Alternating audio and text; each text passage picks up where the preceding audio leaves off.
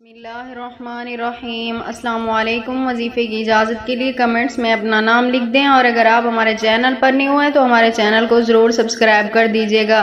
اگر آپ کا بچہ ضد کرتا ہے، پریشان کرتا ہے، پڑھائی پہ توجہ نہیں دیتا، چیختا چلاتا ہے، تو آپ پریشان نہ ہوں، صرف ایک بار سوتے وقت بچے کے یہ عمل کر لیا کریں، انشاءاللہ تعالی بچہ آپ کا فرما بردار ہو جائے گا اور پڑھائی پر بھی توجہ دینے لگ جائے گا۔ تو عمل آپ نے کچھ اس طرح کرنا ہے، رات کو جب آپ کا بچہ سو رہا ہو، روزانہ کا آپ یہ معمول بنا لیں، سوتے وقت اس کے سر کی طرف آپ نے کھڑے ہو کر 3 مرتبہ درود پاک پڑھنا ہے۔ اس کے بعد آپ نے درمیان میں 21 مرتبہ یا مقیتو